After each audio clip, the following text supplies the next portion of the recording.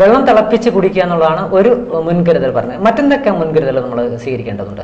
അതിനിടയ്ക്ക് ഞാൻ പറയട്ടെ, വെള്ളം തിളപ്പിച്ച് കഴിക്കുന്നതിന് അതിനുള്ള ഗുണം ഈ എലിപ്പനി വരില്ല എന്നുള്ളതുപോലെ തന്നെ നമുക്ക് ഈ വെള്ളം മുഖേന പകരുന്ന മറ്റൊരുപാട് അസുഖങ്ങളുണ്ട്. കോളറ, വയറിളക്കം, അതുപോലെ മഞ്ഞപ്പിത്തം, പോളിയോ മൈലൈറ്റിസ്, അതുപോലെ ട്യൂബർക്കുലോസിസ് വന്നിട്ട് വാട്ടർ ബോൺ അല്ല, അത് എയർ ബോൺ ആണ്, പക്ഷെ കുറച്ച് വാട്ടർ ബോൺ ആയിട്ടും ഉണ്ട്.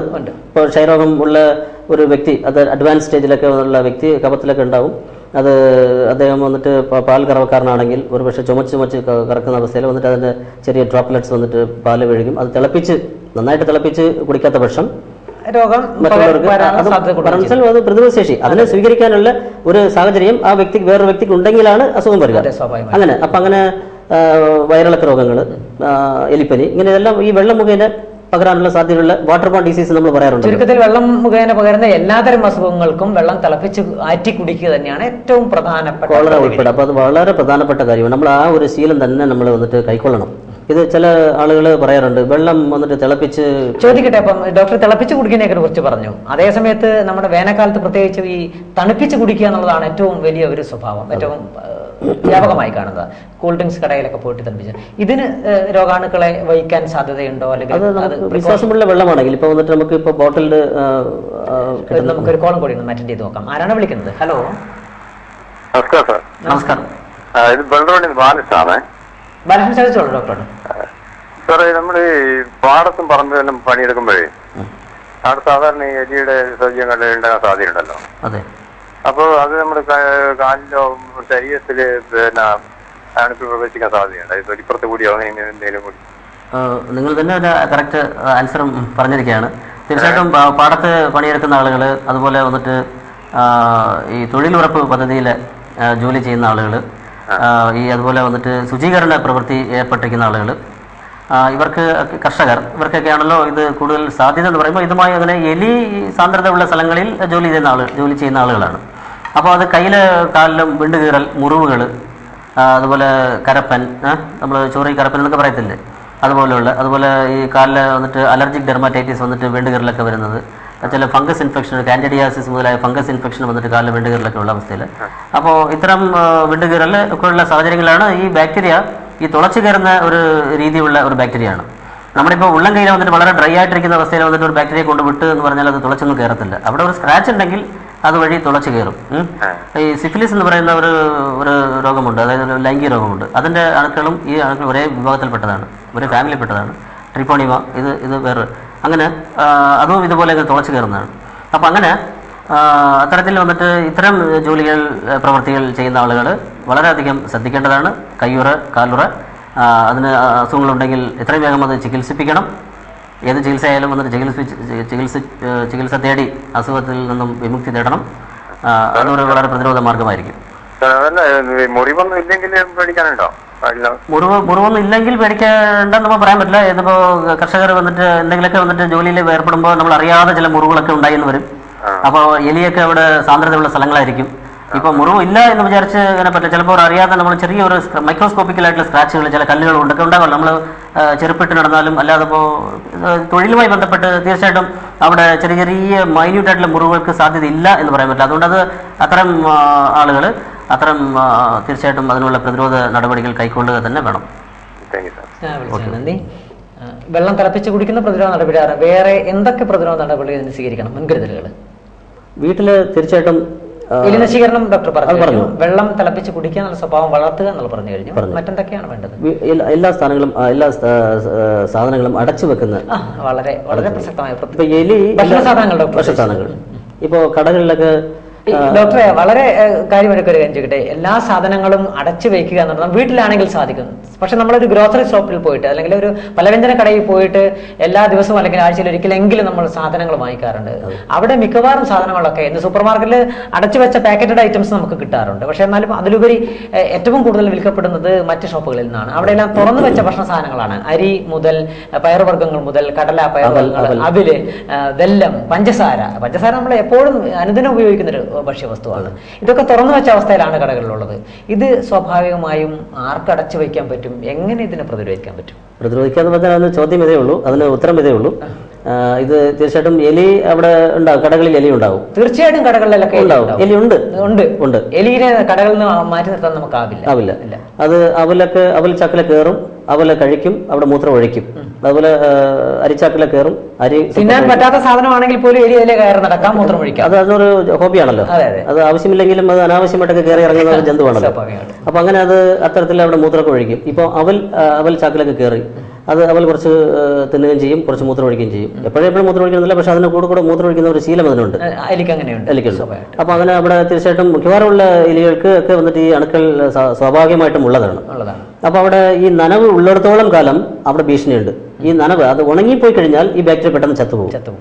ആസിഡിന്റെ ഒരു സാമീപ്യം ഉണ്ടെങ്കിൽ അത് ചത്തുപോകും, ഉണങ്ങിപ്പോയാലും ചത്തുപോകും. അപ്പോൾ ഈ നനവുള്ള സ്ഥലത്ത് അവിടെ നനവുള്ളിടത്തോളം കാലം ഈ അവല്ലതുണ്ട്. നമ്മൾ അറിയാതെ വന്നിട്ട് അത് വറുക്കാതെ ചൂടാക്കാതെ നേരിട്ട് വായിലിട്ട് ചവച്ച് ഇറക്കുന്ന ഒരു നമ്മൾ സാധാരണ അത് വളരെ വലിയ ഭീഷണിയാണ്. അപൂർവം മാത്രമേ അത് വറുത്ത് ഉപയോഗിക്കാറുള്ളൂ. അപ്പൊ വറുത്ത് ഉപയോഗിക്കുക. പഞ്ചസാര നമ്മൾ ചായയിൽ, ചൂടുള്ള ചായയിൽ ഇട്ട് കഴിച്ചാൽ പഞ്ചസാരയിലൂടെ ഇത് പകരാൻ സാധ്യതയുണ്ടോ? ചൂട് ചായ എന്ന് പറഞ്ഞാൽ അത് ഞാൻ പറഞ്ഞല്ലോ 100 ഡിഗ്രി സെന്റിഗ്രേഡിൽ 100 ഡിഗ്രി തിളക്കുന്നത് അടുപ്പിലിരിക്കുന്നൊരു വെള്ളം മാത്രമാണ് 100 ഡിഗ്രി തിളക്കുന്നത്. നമ്മൾ പാലും ഒക്കെ ചേർത്ത് പുറത്ത് വെച്ച് നമുക്ക് കുടിക്കാൻ പാകത്തിനുള്ള സമയത്താണ് പഞ്ചസാര മിക്കവാറും ഇടുക. ആ സമയത്ത് പഞ്ചസാരയിലൂടെ സ്വാഭാവികമായിട്ടും ചായയിലൂടെ ഉള്ളിലേക്ക് കടക്കാൻ സാധ്യതയില്ല. തീർച്ചയായിട്ടും ഇത് അതിനുള്ള സാധ്യതയില്ല, ഉണ്ടല്ലോ. അത് 100 ഡിഗ്രി സെന്റിഗ്രേഡിൽ നമ്മളത് തിളപ്പിച്ച് നശിപ്പിക്കുന്നില്ലല്ലോ.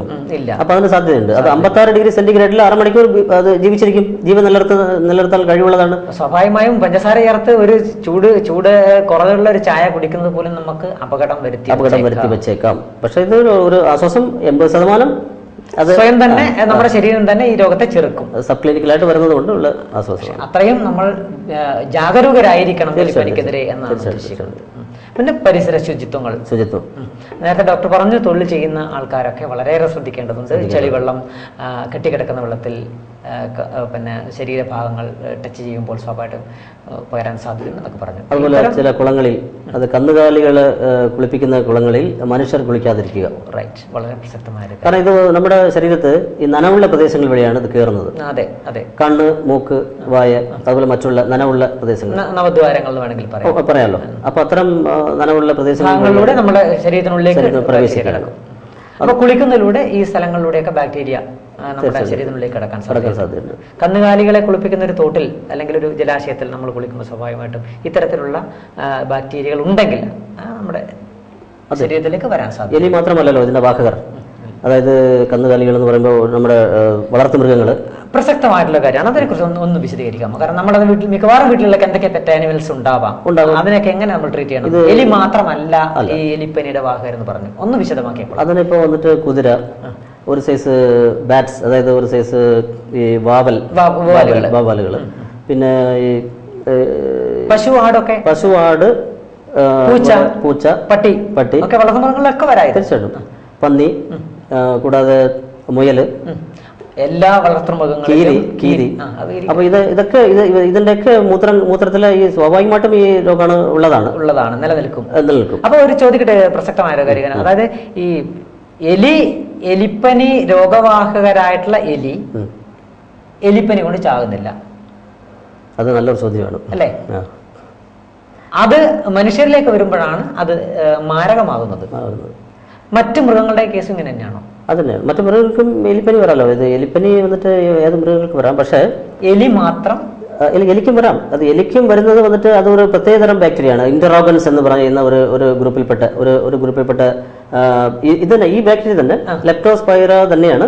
അതിൽ ഇന്ററോഗൻസ് എന്ന് പറയുന്ന ഒരു ഇനം, അത് എലികൾക്ക് പതോജനിസിറ്റി, എലികൾക്ക് അസുഖം ഉണ്ടാക്കാൻ ശേഷിയുള്ളതാണ്. എന്നാലും ഭൂരിഭാഗവും എലികൾക്ക് അസുഖം ഉണ്ടാക്കാത്ത ബാക്ടീരിയ നമുക്കുണ്ടാക്കുന്നത്, അതായത് ഇപ്പൊ നമുക്കുണ്ടാക്കുന്ന ഇക്ടറോ ഹെമറേജിയ എന്ന് പറയുന്ന ആ ഒരു വിഭാഗം, അത് എലികളിലുണ്ട്. എലികളിൽ നിന്ന് വാഹകരായിരിക്കും, എലികൾക്ക് അത് ഉണ്ടാകത്തില്ല.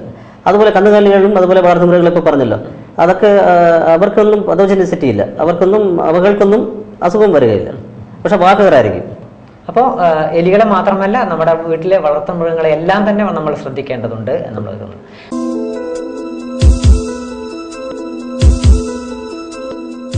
മനുഷ്യനിൽ നിന്ന് മനുഷ്യനിലേക്ക് യാതൊരു തരത്തിൽ നമ്മൾ അത് പകരുമെന്ന് ഭയപ്പെടേണ്ട ആവശ്യം. അതായത് ഈ എലിപ്പനി എലി മൂത്രത്താൽ അതുപോലെ കന്നുകാലികളുടെ മൂത്രം അതിൽ മലിനീകരിക്കപ്പെട്ട വെള്ളം കുടിക്കാനോ അത് കഴുകാനോ മുഖം കഴുകാനോ ഇടയായാൽ ഈ വെണ്ടുകീറലൊക്കെ ഉള്ള ആളുകളാണെങ്കിൽ അത്തരത്തിൽ നമ്മുടെ നാട്ടിൽ ഒരുപാട് ക്ഷീരകർഷകരുണ്ട്.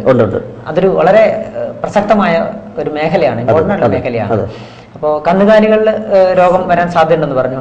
ഈ ക്ഷീരകർഷകർ എലിപ്പനിക്കെതിരെ എന്ത് ജാഗ്രത പ്രത്യേകിച്ച് പുലർത്തേണ്ടതുണ്ട്? തീർച്ചയായിട്ടും അത് വന്നിട്ട് വളരെ പാല് കുടിക്കുന്നവരുടെ കാര്യത്തിൽ പോലും ഒരു പക്ഷേ നമുക്കത് അത് ആണോ എന്നും കൂടി പറഞ്ഞാൽ അത് ക്ഷീരകർഷകർ വന്നിട്ട് വളരെയധികം ശ്രദ്ധിക്കേണ്ടതാണ്. അപ്പോൾ അത് അത്തരം അവിടെയൊക്കെ എലിയുടെ സാന്ദ്രതയും അതുപോലെ വന്നിട്ട് കന്നുകാലികളുടെ മൂത്രം, അപ്പോൾ അതിലൊക്കെ ഒരു പക്ഷേ എലിപ്പനിയുടെ രോഗാണുക്കൾ ഉണ്ടായിന്ന് വരാം. പാല് കറക്കുന്നവരാണ്, പശുവിനെ പരിചരിക്കുന്നവരാണ്, അവർക്ക് നമ്മൾ നേരത്തെ പറഞ്ഞ പശുവിന് പുല്ലും മറ്റ് സാധനങ്ങളൊക്കെ അരിഞ്ഞിട്ട് കൊടുക്കുന്നവരാണ്. എപ്പോഴും പുല്ലൊക്കെ പറിക്കുന്നതുകൊണ്ട് കൈകളിലൊക്കെ ചെറിയ ഉണ്ടായിരുന്നു വരാം. അപ്പൊ അതുവഴിയൊക്കെ കടന്നു പോകാൻ നോക്കണം. അതിന് കയ്യുറ ധരിക്കണം. അപ്പൊ ഇതുപോലെ ഒരു പശുവിന് എലിപ്പനി ലക്ഷണങ്ങൾ ഉണ്ടായാലും ഒരു ക്ഷീരകർഷകൻ എങ്ങനെ അത് പെട്ടെന്ന് ഐഡന്റിഫൈ ചെയ്യാൻ പറ്റും? എലിപ്പനി പശുവിനുണ്ടാകുന്നത് അത് വേറെ തരത്തിലാണ്. അത് മനുഷ്യരിലുണ്ടാകുന്നത് ഞാൻ പറഞ്ഞല്ലോ, അത് ഇക്ടറ ഹെമറേജ് എന്ന് പറയുന്ന ഒരു ബാക്ടീരിയ കൊണ്ടാണ് വരുന്നത്. കന്നുകാലികൾക്കും അതുപോലെ. ഞാൻ ചോദിക്കുന്നത് എലിപ്പനിയുടെ രോഗാണുക്കൾ ഈ പശുവിൽ വന്നിട്ടുണ്ടെങ്കിൽ അതെങ്ങനെയെങ്കിലും ഈ ക്ഷീരകർഷകന് വളർത്തുന്നവർക്ക് മനസ്സിലാവും. പശു മുഖ്യമായിട്ട് വാഹകരായിരിക്കും, പറയാറില്ല. എന്നാൽ എലിപ്പനി ഇപ്പോൾ പശുക്കൾക്കൊക്കെ വരുന്നത് വളരെ കോമൺ ആയിട്ട് നമ്മൾ കാണാറൊന്നുമില്ല. അത് പതോജനിസിറ്റി ഉള്ള രോഗാണുക്കൾ കടന്നു കയറിയാൽ പശുക്കൾക്കും വരാം. പക്ഷേ കോമൺ ആയിട്ട് നമ്മളങ്ങനെ കന്നുകാലികൾക്കൊന്നും ഇങ്ങനെ ഈ രോഗം കൊണ്ട് അസുഖം വരുന്നതായിട്ട് നമുക്കങ്ങനെ കോമൺ ആയിട്ടില്ല. തീർച്ചയായും ഡോക്ടറെ നൽകിയ വിവരങ്ങൾ വളരെ പ്രസക്തമാണ്. എലിപ്പനിയും അതിൻ്റെ പ്രതിരോധ പ്രവർത്തനങ്ങളും ചികിത്സാ പദ്ധതികളെക്കുറിച്ചാണ് ഡോക്ടർ ശിവരാമകൃഷ്ണൻ പ്രേക്ഷകരോട് ഇതുവരെ സംസാരിച്ചത്. ഈ കാലിക പ്രസക്തമായ ഈ വിഷയത്തിൽ വളരെയേറെ പ്രസക്തവും ഇമ്പോർട്ടൻറ്റുമായ വിലപ്പെട്ടതുമായ വിവരങ്ങൾ നൽകിയതിന് ഡോക്ടർക്ക് വളരെ നന്ദി. ആരോഗ്യം പരിപാടി അവസാനിക്കുന്നു. അടുത്ത ആഴ്ച കൃത്യം 9 മണിക്ക് ശനിയാഴ്ച പരിപാടി വീണ്ടും നമ്മൾക്ക് തുടർന്ന് കേൾക്കാം. മറ്റൊരു വിഷയവുമായി ആരോഗ്യം പരിപാടി തുടരുന്നു.